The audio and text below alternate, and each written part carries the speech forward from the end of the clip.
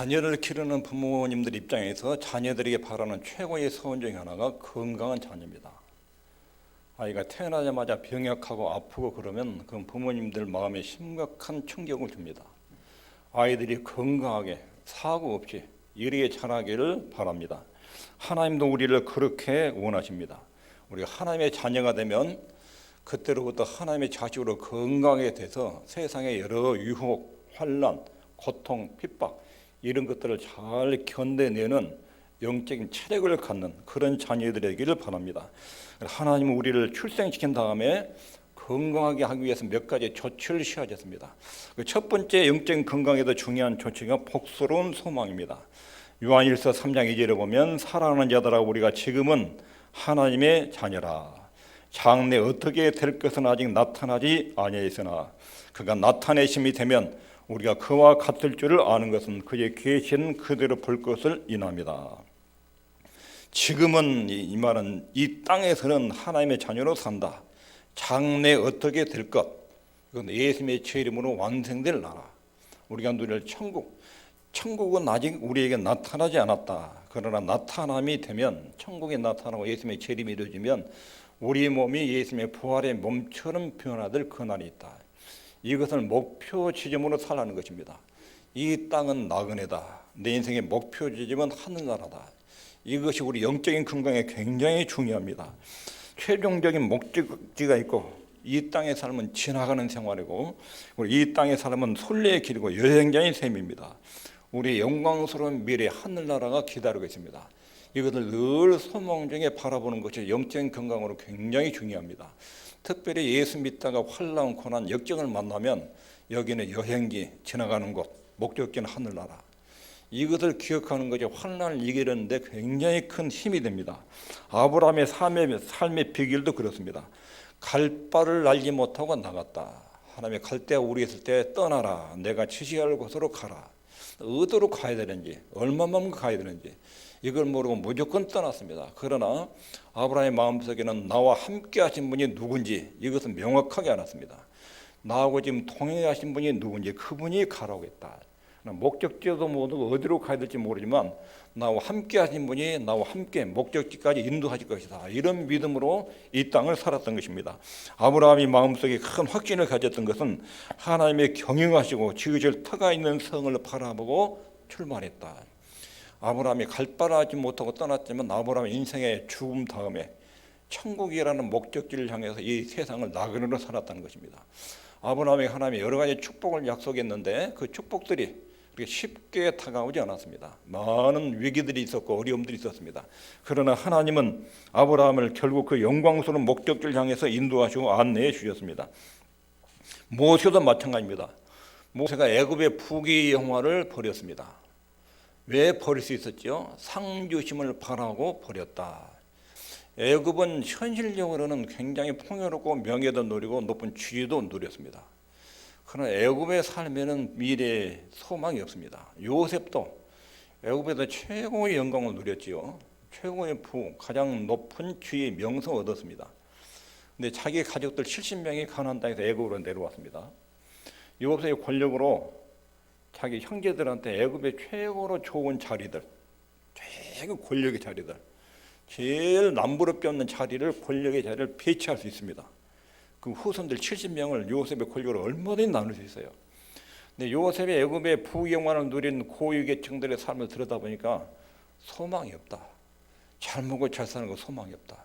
가나안 땅에서 우리 아버지, 할아버지가 하나님 믿었던 그 삶의 질하고 애굽의 최고 권력의 풍요로운 삶하고는 비교할 수 없다. 하나님의 자녀로 이 땅에서 하나님의 백성으로 사는 것이 얼마나 아름답고 탁월한지. 그래 애굽에서 110년을 살았지만 요셉은 애굽의 부여에 전혀 현혹되지 않았습니다. 하나님 믿고 사는 것이 그렇게 아름답고 최종 목적지 하나님의 자녀로 살다가 천국에 간다는 것이 얼마나 아름다운 것인지 이것을 알았기 때문에 세상의 유혹에 흔들림이 없이 걸어갔던 것입니다. 예수를 믿는 성도들은 목적지의 영광을 보고 이 땅을 살아가는 사람들입니다. 이것이 영적으로 굉장히 강하게 합니다. 세상에 수많은 현란한 현혹들이 있습니다. 아주 알록달록한 가짜 행복들이 세상에도 굉장히 많이 유혹을 합니다. 명예와 권력과 아름다움과 화려함과 즐거움과 쾌락 이런 것들은 얼마나 행복인 것처럼 유혹한지 모릅니다. 근데 가짜와 진짜를 잘 분별하는 사람들이 하나님의 자녀들입니다. 영원한 행복, 하나님께로부터 내려오는 영적인 행복, 인생의 참된 가치와 의미, 이것이 복음 안에 있고 진리 안에 있습니다. 이것을 맛본 사람들은 세상에 허무한 영광에 현혹되지 않습니다. 영적인 건강의 첫 번째가 복스러운 소망. 우리는 이 땅의 나그네다. 하늘나라의 영광스러운 목적지를 향해서 걸어가고 있다. 예수님을 닮도록 하나님의 뜻대로 살도록 하는 것이 이 땅의 가장 중요한 삶의 지표이다 하는 것입니다. 그래서 3장 3절에 보면 주를 향하여 이 소망을 가진 자마다 그의 깨끗하심과 같이 자기를 깨끗하게 하느니라. 이것이 예수 믿는 사람의 인생관입니다. 근데 신앙의 기복적으로 가면 예수 믿는 목적이 땅에다 잘 먹고 잘 살고 부귀영화 누리는 이런 쪽으로 예수 믿는 목적이 변형이 되면, 변질이 되면 거룩한 경건의 삶이 나오지 않습니다. 천국을 마음속에 간직한 사람은 항상 그날을 준비합니다. 내가 이 땅에서 언젠가는 죽음을 맞이하고 죽은 다음에는 하나님 나라에 가서 그분을 뵙는다. 그러면 내가 이 땅에서 어떻게 살아야 되느냐? 깨끗하게, 성결하게 하나님의 뜻대로 사는 것이 최고로 아름다운 삶이다. 이것이 영적으로 아주 건강에 만듭니다. 깨끗한 생활로 나타납니다. 주 안에서와 그의 힘의 능력으로 강건해지고, 이 말은 하늘나라에 대한 또렷한 소망, 이것이 우리 영적인 건강과 체력을 유지하는 데 굉장히 중요한 요소입니다. 두 번째 영적인 건강은 하나님의 명예를 기억하는 것입니다. 성삼위 하나님의 명예가 우리 손에 달려있다는 것을 명심하며 사는 것입니다. 한 가문의 명예는 그 가족 구성원들의 행동에 따라서 달려있습니다. 하나님께 대한 관계, 다른 성도들과의 관계는 항상 우리에게 붙어 다닙니다. 우리는 하나님의 가족으로 이 땅을 살고 있습니다. 우리 행동은 성부와 성자와 성령 하나님 아버지께 영향을 미칩니다. 하나님의 자녀의 말과 행실은 하나님의 이미지에 그대로 파장을 끼칩니다. 이것을 늘 기억하는 것입니다. 우리는 땅에 살지만 하늘나라의 대표자로, 대사로 살고 있습니다. 우리는 하나님의 나라의 대표자, 하나님의 명예가 내 행동과 생각과 언어에 달려있다. 이것을 기억하는 것이 영적으로 건강하게 사는 두 번째 요소입니다. 세 번째 기억해야 될 것은 우리 영적인 생명, 영적인 삶이 주님께로부터 나온다. 이걸 꼭 기억해야 됩니다. 내가 예수 믿고 하나님의 자녀가 된 것, 영적으로 출생한 것, 이것도 하나님께로부터 출발해가지고 나온 것이에요. 그리고 하나님의 자녀로 삶을 유지하는 것, 이것도 하나님께로부터 나온 것입니다. 영적인 출생도 영적인 삶의 유지도 하나님의 생명으로부터 시작되고 유지가 되는 것입니다. 이것을 기억해야 됩니다. 먼저 영적 출생, 이것에 대해서 요한 1서 3장 9절에 하나님께로서 난 자마다 죄를 짓지 아니하나니 이는 하나님의 씨가 그의 속에 거하며 저도 범죄치 못하는 것은 하나님께로서 났습니다. 죄를 연속 짓지 않고 죄가 습관화되지 않는 이유가 뭐냐면 하나님으로부터 출생하면 하나님의 씨앗이 우리 속에 들어온다는 거예요. 하나님의 생명의 씨가 들어오면 옛날에 하나님 없을 때, 안 믿었을 때 그런 습관적인 죄들이 끊어지고 잘라진다는 거예요. 하나님의 생명의 씨앗이 한 인간 속에 들어오면 과거에 살았던 죄악된 습관을 따라서 살아가지 않는다는 거예요. 죄가 반복적으로 이루어지지 않습니다. 죄의 습관들이 잘려져 나오고 떨어져 나갑니다. 습관적으로 죄를 짓지 않습니다. 그 이유는 하나님의 생명의 씨앗이 우리 속에 자라고 있기 때문에 그렇습니다. 하나님께로부터 태어났기 때문에 그런 것입니다. 하나님께로서 났다. 이 말은 영원한 생명의 씨앗이 예수님 안에서 우리 속에 심어진 것입니다. 새 생명의 씨앗, 새로운 삶의 원리, 세상 사람과 다른 삶의 방식, 이것이 하나님의 자녀들 속에 심어진 것입니다. 이 사람들이 하나님께로부터 난 자들입니다. 하나님께서 우리 속에 두신 생명의 원리는 그 속에서 힘과 능력이 있어서 자라나기 시작합니다. 그때 자라나는 것이 영적인 성장이 이루어지는데, 성장은 영적인 양분, 충분한 영양을 흡수하면서 이루어집니다. 어린아이들이 몸이 자란 것은 충분한 영양 흡수를 통해서 자라나기 시작합니다. 영양 요소가 부족하면 영양 실조가 걸리고 몸이 굉장히 병약해집니다. 하나님의 자녀로 출생해가지고 자랄 때는 그 속에 새로운 씨앗이, 생명의 씨앗이 들어오고 새로운 생명의 원리가 속에서 작동되면서 하나님으로부터 새로운 영양분을 흡수합니다. 요한복음 6장 35절 읽겠습니다. 시작. 예수께서 가라사대 내가 곧 생명의 떡이니 내게 오는 자는 결코 줄이지 아니할 터이요 나를 믿는 자는 영원히 목마르지 아니하리라. 교회를 다니면 꾸준하게 영적인 영양소를 흡수해야 됩니다. 그러지 않으면 그 신앙이 유지되지 않고 지탱되지 않고 하나님 믿는 사람으로 살 수가 없게 됩니다. 어떻게 자라는가? 갓난아이는 혼자 자랄 수 없습니다. 그 아이가 원기와 힘과 능력을 가지게 되고 여러 사람을 도와줄 수 있는 날이 올 것인데 이 성장은 영적인 영양분 흡수에서 이루어집니다. 양분을 계속 먹고 자고 그러면 잘 커집니다. 우리를 강건하게 하는 능력, 이것이 무엇인가? 우리를 건강하게 하는 능력, 영적인 양식. 요한복음 6장 53절부터 55절에 예수께서 이르시되 내가 진실로 너희에게 이르노니 인자의 살을 먹지 아니하고 인자의 피를 마시지 아니하면 너희 속에 생명이 없느니라. 내 살을 먹고 내 피를 마신 자는 영생을 가졌고 마지막 날에 내가 그를 다시 살리리니 내 살은 참된 양식이요 내 피는 참된 음료로다. 그러면 여기도 중요한 부분이 있습니다. 영적 성장을 위한 영양식, 아주 반복해서 나온 말씀이지요. 인자의 살을 먹고 인자의 피를 마신다. 이게 뭔 뜻인가? 많은 사람들이 이해를 못했습니다. 이 말이 뭔 뜻이냐? 어떻게 자기 살과 피를 먹게 할 수 있느냐? 예수님의 살과 피를 먹고 마신다는 뜻 읽겠습니다. 시작. 예수님이 주시는 힘과 능력으로 산다는 뜻. 양식이래요. 양식. 양식이란 것은 내 몸의 활동의 에너지를 제공하는 거예요. 음식을 먹지 않으면 우리 몸에서 활동할 힘이 안 나와요. 힘이. 그러니까 예수님이 우리의 영적인 양식이란 말은 예수님으로부터 영적인 양분을 받아요. 양분을. 영양을 섭취해 가지고 그 힘으로 하나님의 자녀로 사는 거예요. 그런데 예수님으로부터 영양분을 흡수하지 않으면 하나님의 자녀로 행동하고 말하고 생각하는 능력이 안 나와버려요. 그러니까 가는 데마다 세상의 유혹에 다 걸려서 넘어져요. 하나님을 믿고 교회를 나오는데 하나님의 신비한 은혜, 기쁨, 평강, 기도응답 이런 맛을 전혀 몰라요. 그냥 굶어서 있으니까 하나님의 양식을 먹지 않으니까 굶은 상태에 있기 때문에 영적으로 아주 병약한 상태에 있는 거예요. 세상에 조금만 이야기만 들어도 바로 넘어져 버려요. 일어나지 못해요. 누가 일으켜주고 떠먹여줘야 겨우 일어나요. 이렇게 연약하고 빈약한 상태가 되어버립니다. 예수님은 하나님 아버지 때문에 삽니다. 이 땅에 육체를 입고 예수님이 오셨는데 그 안에 신성이 있었어요. 육체를 입고 땅에 살면서 신성을 쓰지 않았습니다. 십자가 위에서도 예수님의 능력과 신성을 쓰지 않았습니다. 예수님이 이 땅에 육체를 입고 살 때는 매일 아침마다 아버지와 교제를 합니다. 그리고 아버지로부터 공급을 받습니다. 하루 살아가는 만한 영양분을 공급받습니다. 그리고 사역을 합니다. 그날 하루 일어날 일을 쭉 하나님께 지시를 받습니다. 그리고 그 하나님으로부터 내려오는 명령과 지시를 가지고 하루를 살아냅니다. 이것이 예수님의 땅의 삶이에요. 우리가 하나님의 자녀로 사는 것도 마찬가지입니다. 매일 매 순간 하나님으로부터 영적인 양분을 흡수해야 됩니다. 영양식을 흡수해야 됩니다. 그래야 체력이 생깁니다. 세상이라는 세력이 절대로 만만하지 않습니다. 정신적으로 이데올로기, 사건, 사고, 환경, 그 다음에 여러 가지 이단들 수많은 공격과 유혹들이 있습니다. 이것들 극복해 내려면 영적인 체력이 있어야 되는데 체력이.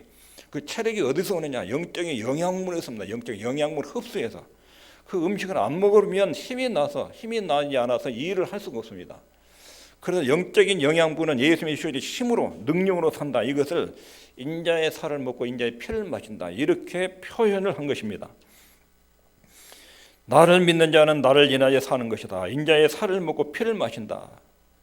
예수님을 영접한다는 것은 예수님을 내 안에 모시는 것입니다. 예수님을 내 안에 받아들인다는 뜻입니다.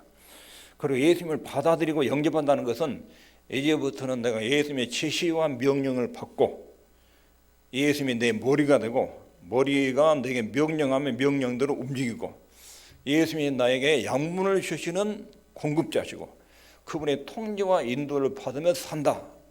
이것이 예수님을 영접한다는 뜻입니다. 그렇게 믿고 사는 것이 하나님의 자녀들입니다. 이것을 살과 피를 먹고 마신다. 이렇게 표현한 것입니다.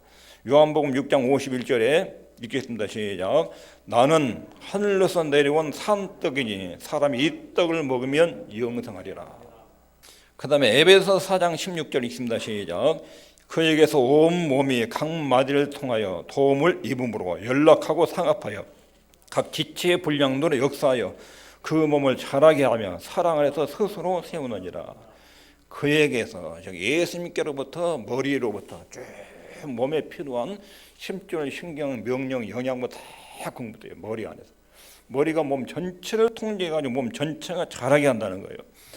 교회는 예수님의 몸, 교회의 머리는 예수님. 머리 된 주님으로부터 늘 영적인 양분을 흡수해야 됩니다. 그래야 우리가 건강해집니다.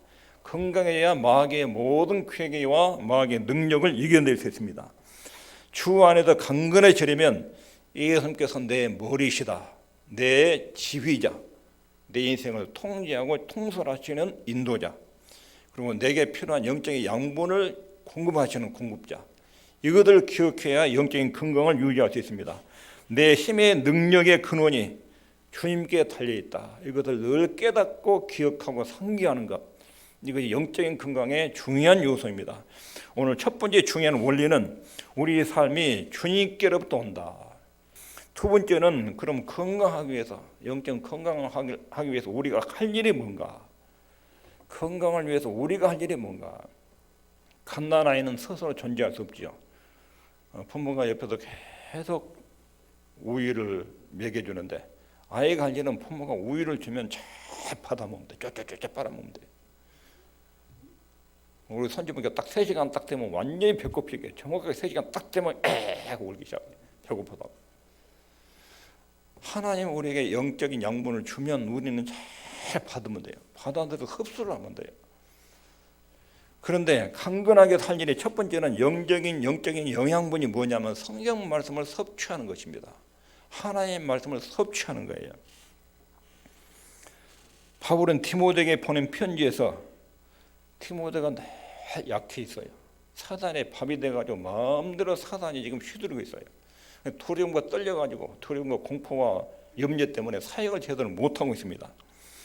그래서 디모데에게 바울이 여러 가지 내용을 군매하는데 디모데후서 1장 2장 1절에 보면 내 아들아 그러므로 네가 그리스도 예수 안에 있는 은혜 속에도 강하고 예수님 은혜 안에도 건강해져라, 강해져라. 왜 이렇게 약하냐? 왜 이렇게 힘을 못 쓰냐?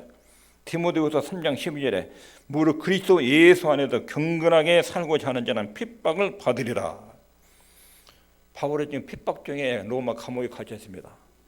사단이 바울 죽어버리면 너 어떻게 할래? 너 그래가지고 목회할 수 있겠냐? 교회 봐라, 얼마나 난장판이냐? 바울의 도모핀데 어떻게 할래? 근데 디모데가 초조금이 돼버렸어요. 근데 바울이 디모데에게 경건하게 살고자 하는 사람은 핍박이 있다. 핍박이 있다. 예수 믿으면 꽃길만 가는 것이 아니다. 핍박이 있다. 엄청난 사단의 공격이 있다. 이것을 기억을 해라. 핍박이 있다는 걸 기억을 해라. 이렇게 가르칩니다. 디모데후서 3장 13절 14절에 보면 악한 사람들과 속이는 자들과 이런 사람들이 더욱 악해져서 속이기도 하고 속기도 하나니 그러나 너는 배우고 확신한 일에 거하라. 세상에 온통 사기치고 사기당하고 난장판인데 그런 와중에 너는 하나님 말씀을 잘 배우고 말씀에 또 확신을 가지고 살아라. 하나님 말씀의 영적인 양분이라는 것입니다. 바울은 다른 사람들에게 가르침을 받는 것, 이걸 잊지 말라. 네가 누구에서 하나님 말씀을 들었는지를 기억하고 그 말씀을 반드시 붙들어라. 그래서 신구약 성경이 하나님의 영적인 양분이에요. 성경은 디모데후서 3장 16절 17절에 보면 모든 성경은 하나님의 감동으로 된 것으로 교훈과 책망과 바르게함과 의를 교육하게 유익하니 이는 하나님의 사람으로 온전케 하며 모든 선한 일을 행하게 온전케 하려 합니다. 하나님 말씀이 사람들을 교훈해주고 책망해주고 바르게 인도해준다. 그리고 선한 일을 할 수 있는 힘을 준다. 그래 하나님의 말씀을 잘 흡수를 해라. 이런 권면을 하고 있습니다. 성경은 우리를 강건하게 하고 우리를 믿음 안에도 세워줍니다. 그러므로 주님 안에도 강건해지려면 가장 먼저 해야 될 것이 하나님의 말씀을 잘 듣고 읽고 묵상해야 됩니다. 읽는 분이 어려운 분들은 교회에 와서 정기적으로 잘 들으셔야 됩니다. 방송 설교도 듣고 성경 낭송도 듣고 많이 들으셔야 됩니다. 들은 말씀을 많이 되짚고 묵상을 해야 됩니다. 그래야 그 말씀 우리 속을 강하게 만들어줍니다. 특별히 구약 성경이 불필요하다 이렇게 말하는 이상한 사람들이 있습니다. 그러나 구약 성경은 우리에게 굉장히 필요합니다. 고린도전서 10장 11절에 보면 저에게 당한 이런 일이 거울이 되고, 저에게 당한 일은 구약 이스라엘 백성들의 역사가 우리 신약에 있는 성도들이 거울이 된다, 그런 뜻입니다. 또한 말세를 만난 우리의 경계로 기록하였느니라. 구약 성경의 이스라엘 역사가 우리에게 경계, 교훈, 경고, 훈계로 기록했다는 것입니다. 이스라엘 백성의 역사를 보면 현재 우리 모습을 적나라하게 볼 수 있습니다. 거울처럼 우리 모습을 비춰줍니다. 예를 들면 구약 이스라엘, 남쪽 유다, 북이스라엘 이 나라들이 하나님을 의지하지 않고 자기 안보를 확보하기 위해서 외국과 군사동맹을 맺습니다. 경제 교류를 이룹니다. 그래가지고 나름대로 국가를 튼튼하게 만들어서 안보를, 경제력을 확보하려고 합니다. 그러다가 외국의 우상들이 이스라엘 안에 들어옵니다. 영적으로 썩어버립니다. 안에가 퍽 썩어버리고 변질돼 버립니다. 하나님은 외면하고 세상의 경제적 부유함, 국가 안보를 위해서, 군사동맹을 위해서 이방 나라의 우상을 흡수하고 같이 혼합주의로 빠져버립니다. 그러니까 하나님이 진노하셔서 다른 나라를 들어서 쳐버립니다. 이런 것은 우리에게 큰 교훈이고 거울입니다. 자기 나름대로 잔머리 굴려가지고 막 이런저런 꾀를 써가지고 자기 인생을 꾸려가려고 하다가 하나님을 버리고 외면하는 수준에 가면 하나님의 징계를 받는다. 이것이 거울처럼 우리를 비춰주는 것입니다. 이런 내용들이 구약 이스라엘 역사에 참 많습니다. 로마서 15장 4절에 보면 무엇이든지 전에 기록한 바는 우리의 교훈을 위하여 기록한 것이니, 여기서 전이란 말은 구약 성경을 말합니다. 구약 성경은 우리의 교훈, 우리의 거울로 우리에게 비춰주고 있다. 우리를 하여금 인내로 또는 성경적 안위로 소망을 가지게 하기 위해서 기록했다. 초대교회가 구약 성경을 어떻게 생각했는지 이것을 명확하게 보여주는 말씀입니다. 신약에서 말하고 있는 동일한 하나님의 백성, 하나님, 구약의 하나님과 신약의 하나님은 동일한 분입니다. 구약의 교회인 이스라엘 민족과 신약의 교회 하나님의 백성들도 동일한 하나님의 백성입니다. 하나님이 똑같고 하나님의 백성이 똑같습니다. 구약과 신약이 이름미도 동일하고 연관성이 있는 것입니다. 두 번째는 신약 성경. 신약 성경은 많은 교회에 보낸 편지들입니다. 로마서부터 계시록까지 전부 다 편지 형식으로 기록되어 있습니다. 잘못을 범하게 지은 성도들을 가르치기 위해서 성령의 영감을 받은 사도들이 교회에 권면하고 훈계한 내용이 편지, 신약 성경입니다. 교회리, 즉 믿음의 내용이 빗나가면 실천과 행동에 타락합니다. 교회는 신앙 고백이 명확해야 됩니다. 믿음의 내용이 분명해야 됩니다. 이것이 잘못된 것이 이단입니다. 이런 이단적 사상과 교리들이 끊임없이 교회에 파고드니까 사도들은 교회를 보호하기 위해서 계속 편지로 그 잘못됐다, 정신 차려라, 권면한 내용이 신약의 서신서들입니다. 신약의 로마서부터 계시록은 전부 다 그런 형태로 기록되어 있습니다. 하나님의 교회를 하나님의 말씀으로 권면해서 세상의 흐름을 따라가지 않도록, 부패하지 않도록 바로잡아주는 그런 말씀들이 신약 성경입니다. 우리가 예수님을 영접한 것으로 족하게 여기고 진리의 말씀을 배우지 않으면 그 사람은 틀림없이 낙담하고 비참해집니다. 교회를 다녀도 예수님의 행복을 모르게 됩니다. 그러니까 교회 다니면 반드시 새로운 생명을 얻었으면, 구원받고 거듭났으면 영양 섭취를 반드시 해야 됩니다. 반드시. 하나님 말씀에 섭취를 하지 않으면 교회에 다녀도 전혀 행복과 기쁨을 못 느낍니다. 예수 믿는 재미를 느끼지 못합니다. 세상의 유혹에 그대로 쓰러집니다. 이건 굉장히 병약한 소질에 머물게 되는 것입니다. 성경을 알게 되면 무릇 경건하게 살고자 하는 자는 핍박을 받으리라. 성경은 핍박에 대해서 경고하고 준비하도록 이겨낼 수 있는 힘을 먼저 제공해 줍니다. 진리의 가르침은 앞날을 충분하게 대비하게 만듭니다. 하나님 말씀을 잘 들으면 미래의 재앙을 대비하는 엄청난 효과가 있습니다.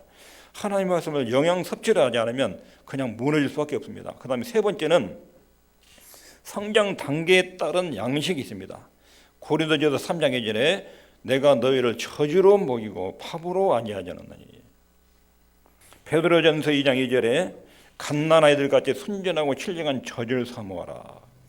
아기 때는 젖을 먹고 신앙의 성장하면 단단한 음식 먹습니다. 아기 때는 구원받고 하나님 보호받고 축복받고 인도받고 이런 것들을 주로 많이 듣습니다. 좀 신앙이 성장하면 하나님의 구원 경륜, 인류 역사에 하나님의 계획, 깊은 내용이 전달됩니다. 이런 것도 잘 들어야 합니다. 교리적인 내용, 속이 아주 뼈대까지 튼튼해지는 어른들이 먹는 음식, 그런 깊은 하나님의 말씀도 들을 수 있어야 됩니다. 바울 사도가 고린도 교인들에게 내가 너희들에게 첫 뺏기 줄 수밖에 없다. 밥을 주면 먹일 만한 소화력이 없다. 너희들이. 미성숙에 대해서 책망하는 내용입니다. 사도 요한은 교인들의 발전 단계를 등급을 매겼습니다. 어린아이, 청년, 장년. 요한 1, 2, 3, 4에 보면 그렇게 등급 매겨서 말씀으로 훈계하고 교훈합니다. 이렇게 영적인 건강에는 영적인 영양 섭취가 필수적입니다. 영적인 영양 섭취. 하나 이것으로만 되지 않습니다. 두 번째로는 기도 생활이 필요합니다. 영적인 건강, 기도 생활. 기도는 하나님의 힘과 원기와 능력을 받는 또 하나의 방법입니다. 기도는 강구만 있는 것이 아니라 하나님과의 교제와 교통도 있습니다. 요한계시록 2장 20절에 보면 볼지어다 내가 문 밖에 서서 두드리노니 누구든지 내 음성을 듣고 문을 열면 내가 그에게로 들어가 그로 더불어 먹고 그는 나로 더불어 먹으리라. 딱 문을 열면 예수님이 내 속에 들어와서 같이 앉아서 식사를 하듯이 이야기를 나눈다는 이야기를. 기도는 교통, 교제, 삼위 하나님과의 대화를 나누는 것입니다. 이것이 건강해지는 비결입니다. 기도하기 전에 가장 먼저 딱 엎드리면 가장 먼저 해야 될 것이 있습니다. 딱 엎드리면 막 기도 문을 여기서 말을 많이 하려고 하지 말고 하나님의 임재를 읽게 된다. 하나님의 임재. 지금 내가 누구 앞에 앉아 있는지, 내가 어떤 분 앞에 지금 이야기를 꺼내고 있는지, 먼저 임재를 느낀다는 말은 하나님이 지금 내 앞에 앉아 계시다. 이걸 먼저 상상을 해야 돼. 하나님이 내 기도를 듣기 위해서 나하고 지금 대화하기 위해서 내 앞에 앉아 계시다. 그리고 그분은 엄청난 능력과 권능과 의로움, 티끌만한 하물도 없는 의로움, 긍휼과 사랑, 이런 하나님의 특성, 존재적 특성을 가지고 있는 분이에요. 그런 분을 먼저 생각해야 돼요. 하나님 하늘과 땅을 창조한 능력과 권능, 그분의 티끌만한 약점이나 잘못이 없는 공의로움, 선하심, 우리에게 말할 수 없이 베푸는 사랑과 긍휼, 이런 하나님의 모습을 곰곰이 생각해야 돼요. 그리고 말을 꺼내기 시작해요. 하나님의 임재가 없는 기도는 다 뜬 거예요. 뜬구리 잡는 거예요. 기도에서 가장 중요한 인식은 하나님의 임재. 우리 주님이 가르쳐준 주기도 원칙은 가장 먼저 뭐가 나옵니까? 하늘에 계신 우리 아버지. 기도든 대상에 다 먼저 나와요. 대상. 누가 듣느냐? 누가 앞에 섰느냐? 하늘에 계신 우리 아버지. 이렇게 소개돼요. 그래서 하나님의 임재, 이것도 기도 중에 가장 먼저 기억해야 됩니다. 그 다음에 세 번째 우리 영적인 건강이 성례입니다. 성례. 교회 역사에서 은혜의 통로 세 가지를 말했는데 하나님의 말씀, 기도, 성례를 통해서 하나님의 은혜가 우리에게 내려온다. 은혜의 통로 세 가지 중에 하나입니다. 성찬의 목적은 우리를 강하게 하고 우리에게 원기와 능력과 생명을 주는 것입니다. 우리 주님의 살과 피를 먹고 마시는 것입니다. 떡과 포도주는 우리 예수님의 살, 포도주는 예수님의 피를 상징합니다. 예수님의 죽음을 기억하고 살아나셔서 교회의 머리가 되시고 나의 머리가 되신 주님을 기억하는 것입니다. 우리에게 생명과 능력을 주신다는 것도 기억하는 것입니다. 예수님만 우리의 생명의 원기, 능력, 원천이라는 것을 기억하는 것입니다. 예수님이 하늘에서 내려온 만나, 하늘에서 내려온 양식이라는 것입니다.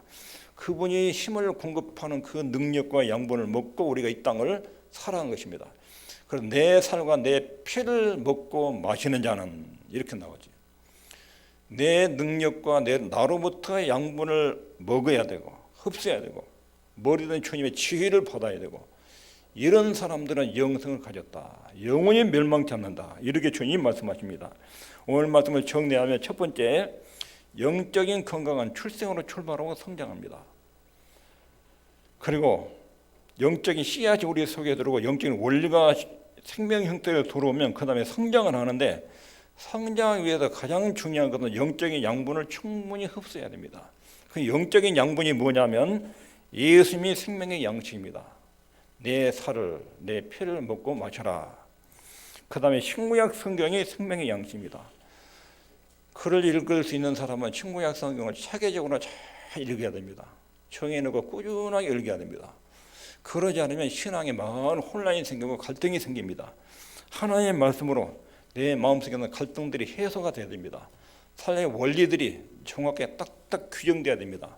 잘 정리된 책장처럼, 잘 정리된 찬장처럼 하나님의 말씀으로 물질관, 가정관, 부부관계 이런 것들이 다 정돈돼야 됩니다. 어느 부분에 삐끗하고 소리가 나면 하나님 말씀 원리를 가지고 이것을 다시 소리를 해야 됩니다. 제자리로 돌려놓으면 삶의 위기들이 지나갑니다. 우리 모든 삶의 부분들, 건강이든 직장이든 가정이든 교회생활이든 물질관이든 이성문제든 하나님이 가르치는 원리들이 있습니다. 원리들, 원칙들이. 이것들을 가지고 삶을 딱딱 정리해 나가야 됩니다. 규모 있다고 그래요. 이것들 규모 있다고. 체계적으로 성경을 연구하고 말씀으로 정리해서 우리 삶에 하나님 말씀대로 이탈된 사고방식이나 습관이나 품성들 이런 것들을 규정하고 정리하고 다듬어 나가는 것. 이것이 영적으로 굉장히 건강해 하는 영적인 양식입니다. 이렇게 건강해지면 사단이 별의별 수단을 써도 넘어가지 않고 실패하지 않습니다. 기도와 성례가 우리를 건강해 합니다. 하나님 말씀 그리고 기도, 예수님의 삶과 피를 먹고 마시는 성례, 이것이 우리 속 사람을 굉장히 건강히 만듭니다. 저와 여러분이 영적으로 건강하게 자라서 하나님의 뜻을 충분하게 이해하는 그런 역량 있는 그리스도인이 되기를 바랍니다. 기도하겠습니다.